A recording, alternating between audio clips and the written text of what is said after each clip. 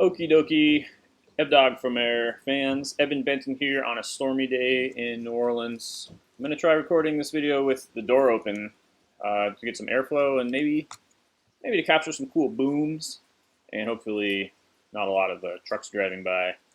I'm a little bummed you can see my garbage can out there, but I'm not going to go out and move it because it's dumping rain. And also, it's a good opportunity to mention cool pink and black umbrella.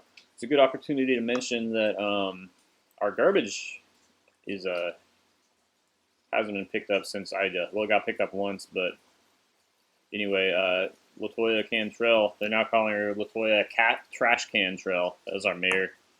She's a real piece of work. Hope she gets voted out in the current election. All right. So anyway, this is about progressivism and progressives and progressive thought. So usually progressive is used, the word progressive means basically the same as liberal or leftist maybe, or if we're feeling less charitable, we might say a statist or an authoritarian type of an individual or a type of a thought, an ism, an ideology. But it's definitely captures a specific set of thoughts, and that is progress, the belief in progress. And I'm going to make the case that basically progress to the progressives is their god. It is an idol that they worship and that they sacrifice unto. And so the definition of progress is just things are getting better. Things are getting better. And the little caveat is just as long as our group is in charge. So when someone like Donald Trump gets elected, it just throws them all for a loop, right? Trump derangement syndrome. It's not only is your opposing ideology taking control, taking the reins, but it actually undermines your very worldview, your idea of history, why things are the way they are, and really causality. So the encapsulation of progress is in this this paraphrasing of a quote. You've all heard it. The arc of history is long, but it bends toward justice. So if you're a progressive, you're on the right side of history. And if you're not a progressive, you are on the wrong side of history and justice. This is what progressives believe. Okay, this is coming from a man named Theodore Parker, and he said a similar phrase in the year 1853. So progressivism has been around for quite a while. He was an abolitionist. He was a social activist. He was a transcendentalist, which is a very interesting school of thought to get into. Nice. And he went to Harvard, which is associated with transcendentalism, and there's a lot to get into there, but that's not what we're getting into with this video. He was also a Unitarian minister, and so most of his life he preached on Unitarianism. And so Unitarianism is not Christian, contrary to popular belief. Unitarian means they believe in one God, not the triune God of Christianity. So we have a Holy Trinity. God is three distinct persons, right? The Father, the Son, and the Holy Ghost. They believe only in just God, and they, in doing so, reject the divinity of Christ. So they fall into the category of people who just believe that Jesus was a cool dude. So by my definition, and I think by most Christians' definitions, Unitarianism is not Christianity, but they take that mantle and they take the churches. So there's actually a church named after this guy that used to be a Calvinist church, and I've got a lot of problems with Calvinism, but anyway, it's an interesting little offshoot of what used to be Christianity that came about in the mid-19th century, and it is associated with all these liberal causes and progressivism and social justice going way back there to the 19th century. And no progressive has ever heard of this guy, most likely, even the ones that use this term. Okay, so the full version of the quote is from Mr. Theodore Parker, again, 1853. I do not pretend to understand the moral universe. The arc is a long one. My eye reaches but little ways. I cannot calculate the curve and complete the figure by the experience of sight. I can divine it by consciousness. And from what I see, I am sure it bends toward justice. So that's the whole quote. You can see why they shortened it, but let's look through it just a little bit here, okay? So first of all, it says, I do not pretend to understand the moral universe. So he's talking about something beyond understanding, beyond our mortal kin, beyond empirical reasoning. He's talking about belief. He's talking about faith. He's making a faith-based statement here. I do not pretend to understand.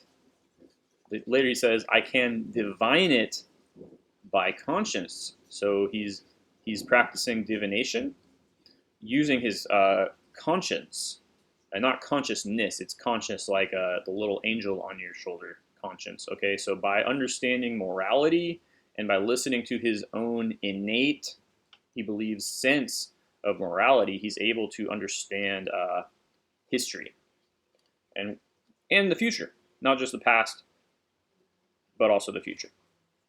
So it's a faith-based understanding, which is key to understanding this whole ideology, because they're going to claim that they've conquered faith, they've conquered religion, and they have no need for it, right? Everything is based on science now, and yet we have a faith-based statement forming the core of at least this particular phrasing of progressive ideology, which Martin Luther King, quoted famously many times. So what I find infuriating is that this type of analysis that I'm doing right now in this video for you is, which is determining where ideas come from, determining, as we say, the provenance or the chain of custody for these ideas. Where do they first show up in print? Who said them next? So on and so forth. Does not matter to progressives. It doesn't matter. It only matters that you say that you're a progressive. That's the only thing. You're either a progressive or you're not. You're either on the right side of history or you're not. You either believe in progress or you do not. So, I'm sure a lot of us out there who are not Marxists have had conversations like this, just using Marx as an example, right? And most non-Marxists know more about Marx than Marxists. It's a fascinating conundrum there. But so, for example, progressives, when they're talking about socialism, they see it on a spectrum. They see it on a spectrum of economic control, basically. So on the far right, the viewer's left, we have capitalism, and then on the far left, we have communism. And socialism is like the Goldilocks middle, okay? So the basis for making this spectrum is it's about control, government control. So on the very far right, we have libertarianism, laissez-faire capitalism, no regulation, and on the very far left, we have complete government control, nationalization of commerce and industry, and somewhere in the middle is this perfect harmony between government and the owners of capital, and that's their definition of socialism. And then the contrary definition they believe is that conservatives have. This is what they believe, and I think a lot of conservatives believe this too, is that socialism is a slippery slope towards communism. So once you start controlling the economy, it's just going to go out of hand. You're going to have things that are going to go wrong, and you're just going to end up going more and more and more and more until you go from socialism. Can we say progress from socialism to communism? That's what they're worried about. That's what their concern is. And so the countervailing argument that the progressives or the liberals put forth then is just to discredit that argument. Okay, that's how they respond to conservative arguments that might be a problem. Is they just say that doesn't exist and you don't care about anybody and you're a racist. So that's not very compelling for their side, but that's what they do. And the interesting thing is that Marx had a completely different characterization of the word socialism. So he actually never used the word communism in his works. Communism is a type of socialism in his assessment of things. So that's very interesting. And so again, we just get caught up on terminology, and there are different theories about this whole thing. It's very interesting. I'll admit, the different nuances, but really we're just talking about control. We're just talking about government control, statism, and authoritarianism is all we're talking about when we talk about socialism. So what Marx believed is he believed that everything in the world had to be understood in terms of cycles. Okay, so the great example is that when you look at an oak tree, you can't just understand the oak tree in terms of it being an oak tree, because at one time that oak tree was an acorn.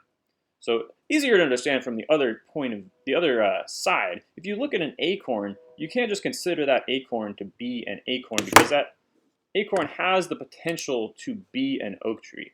And then when it becomes an oak tree, it's going to make more acorns. And then those acorns are going to turn into oak trees possibly, and then so on and so forth. So objects, in the material world exist as cycles, right? Waves. They don't just exist as the object themselves. So you go from acorn, can I do this? Acorn to oak, and back to acorn, and back to oak, acorn. And that's really a very interesting concept. And that is true. How far we can take that and apply it to, macroeconomics is another story, but that's what he did. Okay, so he saw, and I'm not going to get this terminology correct, okay, because I really haven't read too much Marx. But what he saw is that we start with like something called feudalism, and then we go to capitalism, right? And out of capitalism, basically inequality emerges between the workers and the owners of capital. And then that progresses just naturally to socialism. And then once you get to socialism, I guess everything falls apart. This thing, they don't have it figured out at that point, okay? And that's a really important point, is that it's like, it's the thing where first you get the money, then you get the power, then you get the, question mark, kind of like plan. They don't have it figured out. But eventually, I guess it falls apart at some point, Everything falls apart. That's not really a critique of socialism per se, right? It's just that we have to complete the cycle of death and rebirth in these terms. But so again, the economy of the world goes from like feudalism to capitalism to socialism, and then back to feudalism, which is it's like the Mad Max kind of scenario, like collapse basically. So once we're at capitalism, we naturally progress into socialism, and then socialism at some point just falls apart, or we get to utopia, which a lot of people think. But so that's a very different conceptualization. You can't square that. You can't square the idea of the cyclical view of history with the current political spectrum view of history that both liberals and conservatives, I think, in a large degree ascribe to. So, that's just wrong to, when you don't understand, that's the point. This is where these ideas come from, and they're just so woefully understood that you can't even really talk about them. You can't even have a meaningful conversation. Is this right or wrong? But then furthermore, the point I think that really I find just jaw-dropping is that Marx believed that socialism was inevitable. All these people believe that socialism is superior, that it's scientifically demonstrable to lead to a better life for the majority of the people. That's even what a lot of like hardcore communists actually believe. They believe that it's just superior, right? It's just better. So if it's better, if it's self-evidently better, why do you have to work to bring it about? Why can't you just sit back and just watch as class consciousness arises and the capitalists, just run out of labor, run out of money, and the laborers take over and start to organize and things like that. Well, it was Lenin who popularized the concept of the vanguard party, and this was around before Lenin. But Marxist-Leninism is what it is really the idea of a vanguard party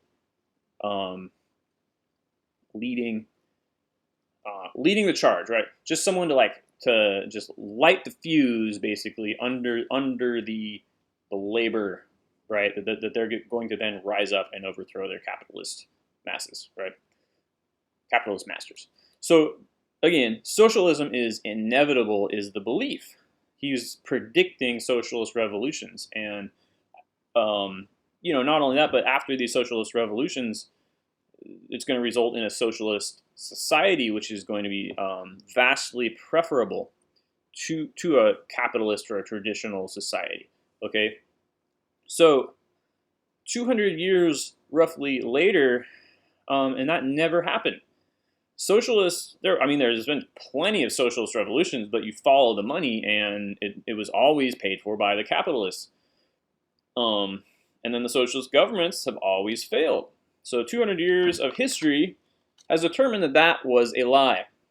Marx's whole theory was a lie. And how do the socialists respond? Of course, with that old saw, real socialism has never been tried. Okay, so I am rubber, you are glue. It's just everything is nope. It's like the Matrix kind of idea. Anything you throw at them just doesn't stick because of their belief system. So yeah, if you point out that the person you're talking to, if he's a Marxist, and you point out that that's not what Marx said, he'll just say, nah. And if you point out that Marx had some dumb ideas, or that history has proved Marx wrong, he'll say, well, of course, that was then, this is now, and we've progressed since then. So, Marx, you can just say, well, he was great for his time, but the times were different then, and progress has progressed. We've evolved, and we've gotten to this new understanding, right? And so we're always in the ever-present now. We're always on the cusp of something greater. And, we're surrendering to this force, this inexorable force, which is drawing us forward into a bright and beautiful new future, is what these people believe. And so, it always comes up when you're looking at some leftist figure that in the past he said something embarrassing, right? He might have said something against a certain group of people. And, that's why they can just say, oh, well, everyone, was against that group of people. Of course he owned slaves. Everyone's owned slaves, but he owned, fewer slaves, and that proves that his dedication to the cause. It's just you can excuse everything away based on this progressive principle. So, another example, Saul Alinsky. How many progressives do you know who have actually read what's the book called? The Saul Alinsky book, Rules for Radicals. How many people do you know who've actually read that? Sergei Nechayev.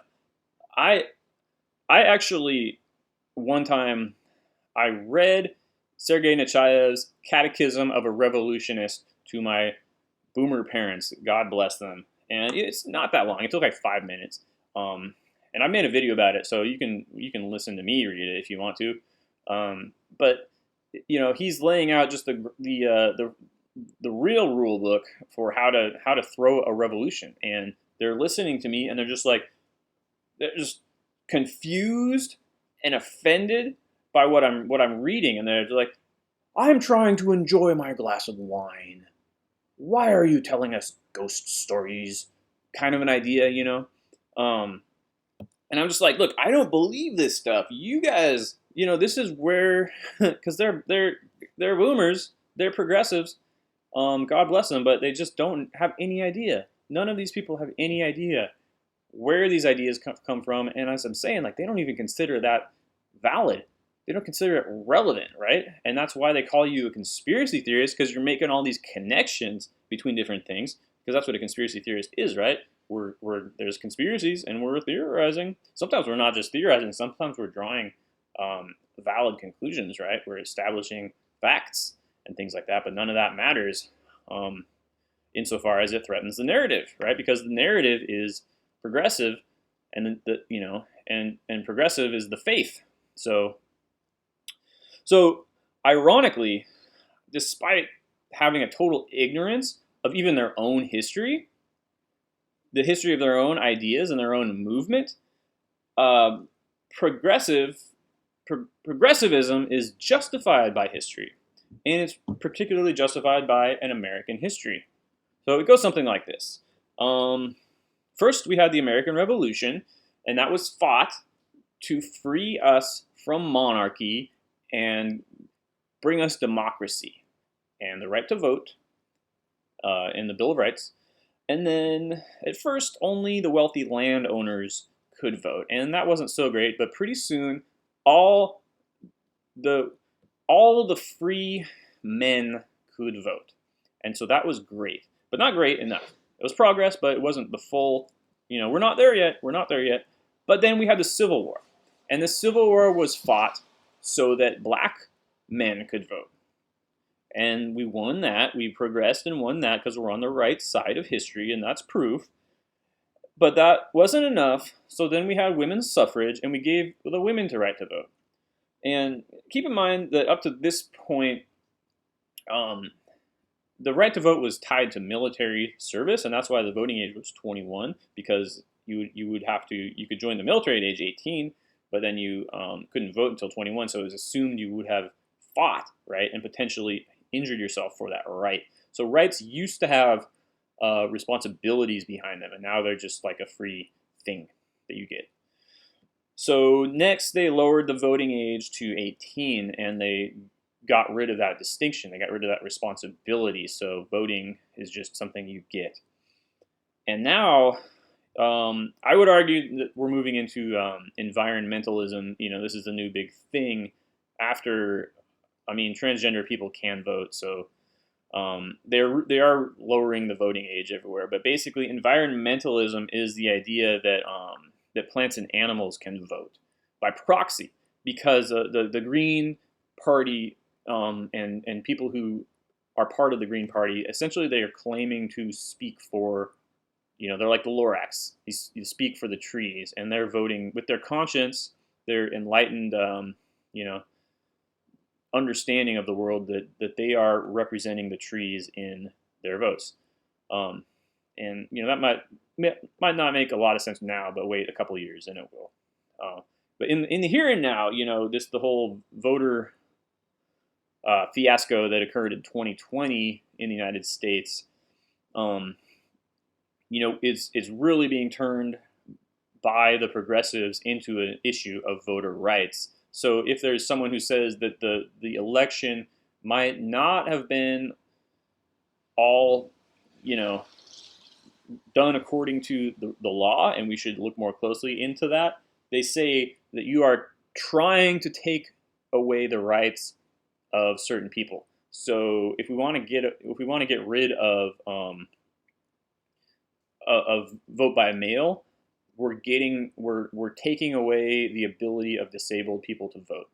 Okay, and if we want to say that you need to have an ID, you need to show your driver's license in order to be able to vote, they're saying that we are taking away the right of people who don't have IDs to vote. So who doesn't have an ID? I'm not really sure, but we are, definitely threatening those people by not subscribing to a progressive worldview.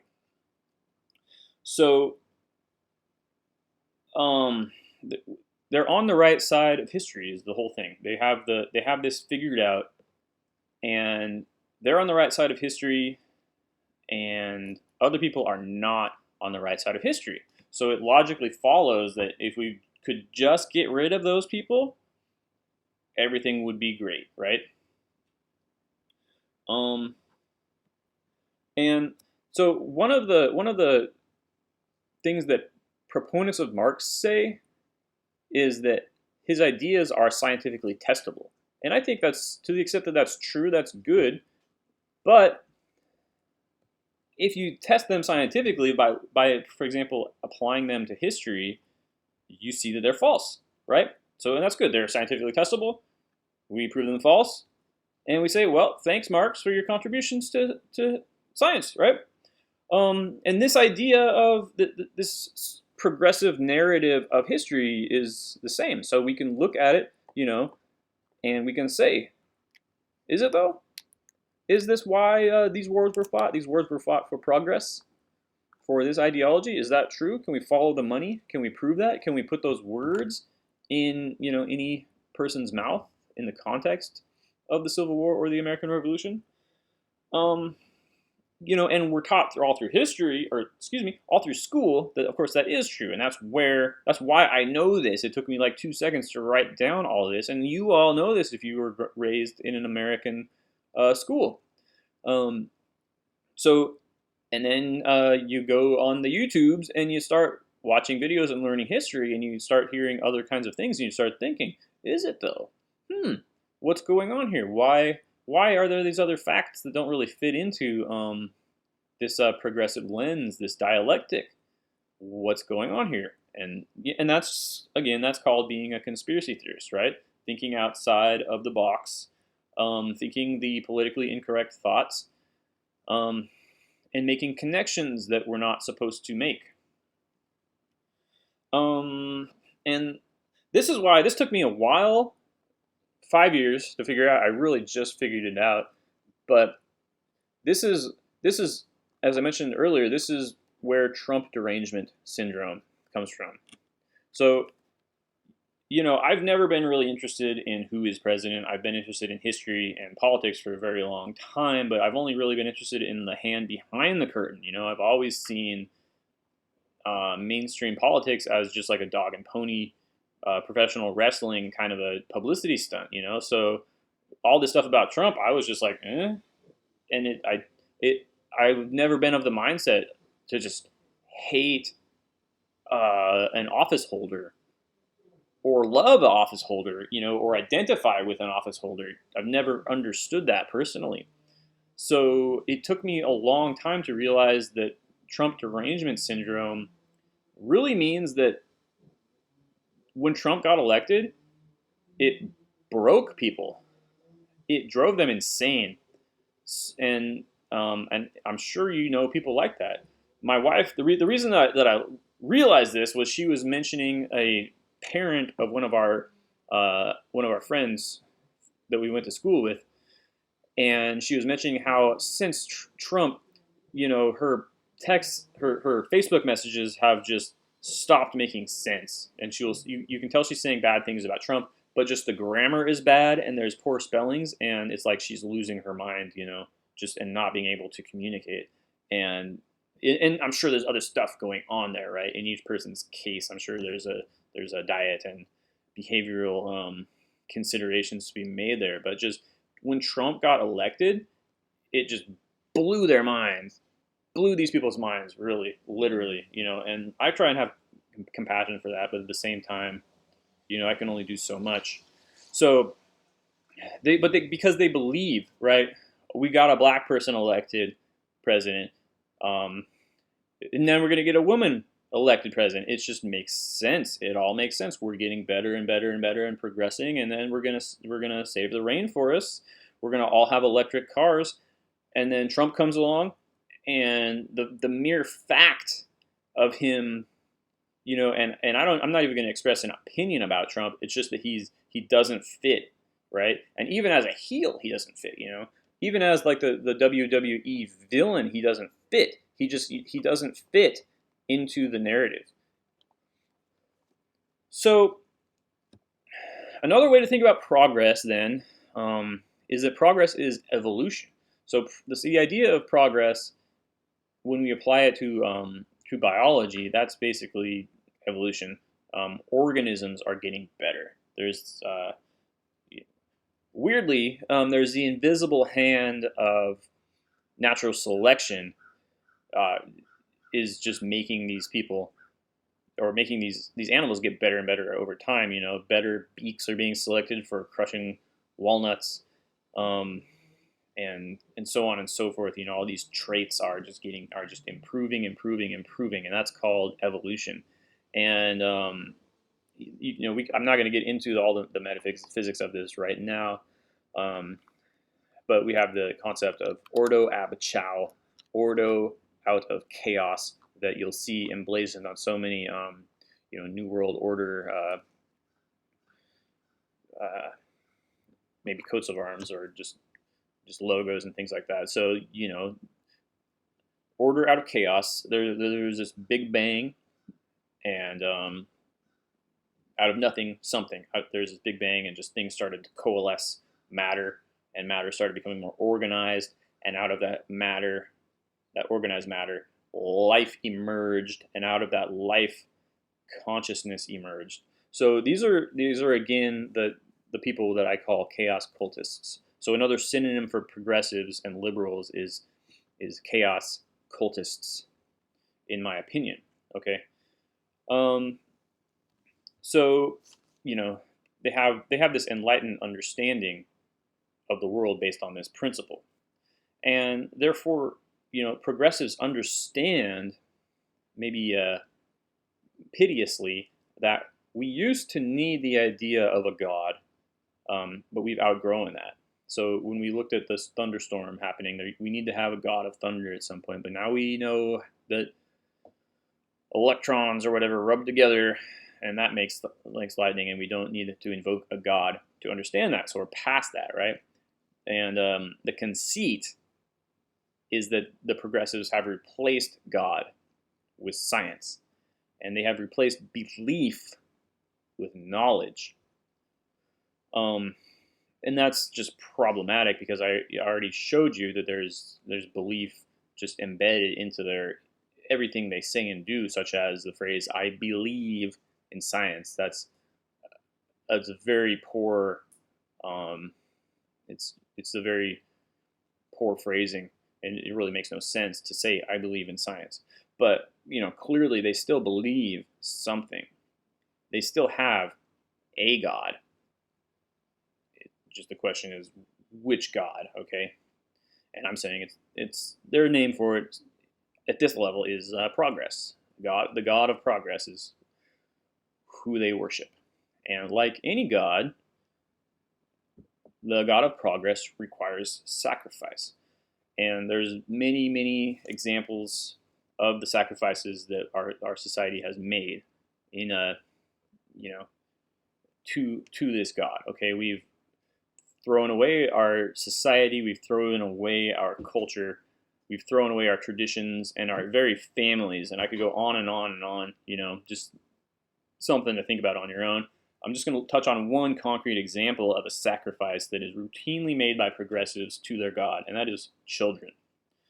So they will put their children in state schools, believing that they're going to be educated, believing that they're going to be civilized, and believing, of course, that the professional teachers are going to do a better job of teaching their children, of raising their children, than they would. So there's an inherent, inferiority complex, which goes hand in hand with authoritarianism. And by the same token, they're going to inject their children with certain chemicals, okay, certain biological preparations that their medical doctors, their pediatricians, are recommending, okay, and they're believing, because of science, because of progress, that those injections are going to protect their children from disease.